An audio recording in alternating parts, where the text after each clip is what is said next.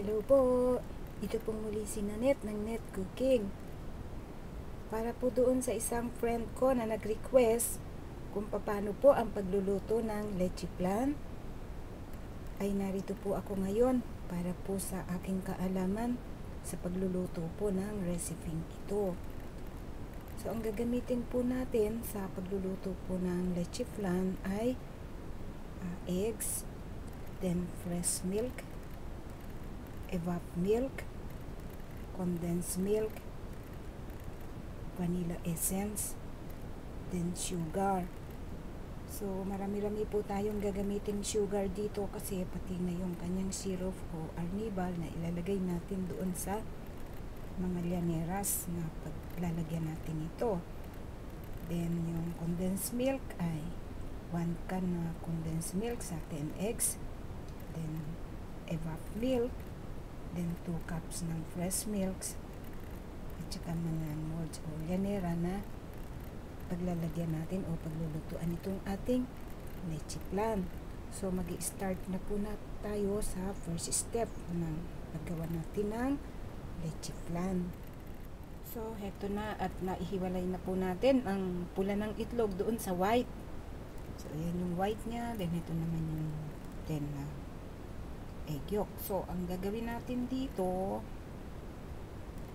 ay paghahalo-haluin muna natin itong mga gatas. Gagawin natin dito, lalagay muna natin itong 2 cups na sugar. 2 cups na sugar. Then fresh milk. Then 1 can na evap milk. 1 can ng evap milk. 1 can ng condensed milk.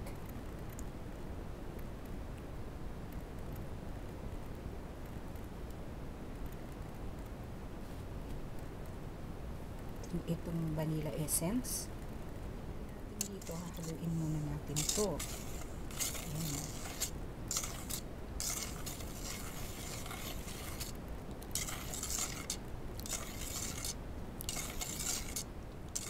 Then i-add natin dito sa pula ng itlog.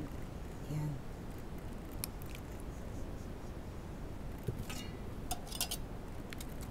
Then haluin natin siya. Hindi natin siya babatihin. Halo lang.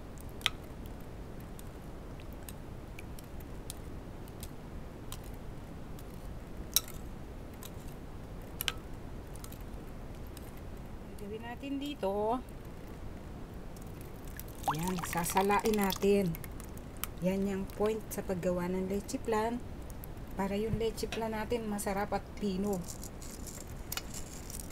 Yan. Nakita natin yan. Hindi yan kailangan sa pagluluto. Kasi pag sinama yan, ang hindi sinasala yung leche flan, titigas yung leche flan natin. Yan. So, heto yung kinalabasan niya. So, then, sasalain ulit natin ito. 1 more.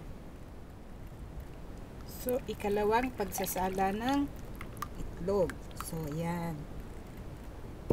Salain natin siya. Kasi yan yun para sumarap yung leche flan. Para yung kinakain natin leche flan, pino ang dating. Pagdating sa bibig natin at kinakain natin, talaga namang masarap siya. Good.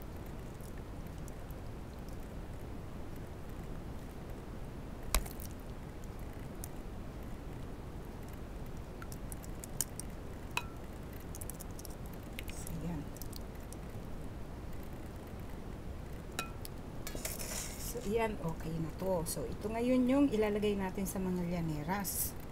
Pero before that, gagawa muna tayo ng syrup o arnibal. Paggawa naman po ng syrup para sa ating leche flan, ay naglagay tayo ng 1 cup na sugar dito sa isang saucepan o kasirola. Then, with low heat lang po tayo dito. Walang tubig yan. Yan ang gagawin natin syrup o arnibal ng leche flan. Medyo delikado to. Ito na yung kinalabasan ng ating syrup. So, So, ito kasi mabilis lang tong titigas. So, kailangan mailagay natin ito sa mga llaneras bago siya tumigas. So, kailangan kasi yung talagang kumalat siya dyan. Yan.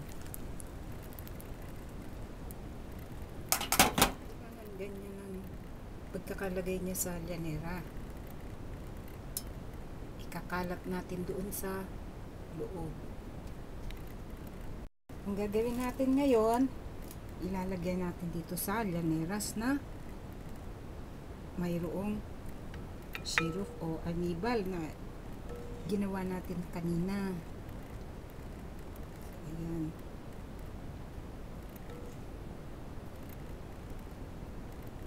So, hindi natin siya dapat na gawing punong-puno kasi aalsa itong itlog.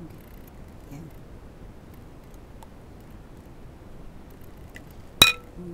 So, ngayon po ay inayos natin ang ating mga leche flan dito sa steamer. Then, hihintayin natin siyang ma-steam for 45 minutes. So, wait lang tayo. Ang gagawin natin, tatakpan natin siya. Ayan. Then, babalikan natin ito after 45 minutes. Tingnan natin ngayon ang niluluto natin.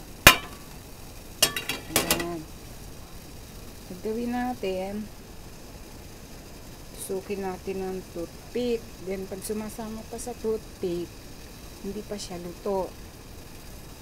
So, ito palagay ko mga 5 minutes pa at okay na to. Tatakpan ulit natin. So, ngayon po ay titingnan po ulit natin ang ating leche flan. So, bali inabot po ito ng 1 hour. Ngayon ang ginawa kong pag-steam dito. So, talagay ko okay na to. Then, ite-turn off na natin ang heat. Then, papalamigin natin ito. Yan. Then, pag malamig na siya, tsaka natin siya lalagay sa ref at ilalagay sa lalagyan. So, ito po ngayon ang kinalabasan ng pagkakagawa po natin sa ating leche flan. So, medyo naparami yung gawa natin. So, ibibigay ko siya sa mga friends ko. So, marami pong salamat at sana po ay nagustuhan nyo ang pagkakagawa po natin sa recipe ito. Ito po si Nanette ng Net Cooking. Thanks po. Bye.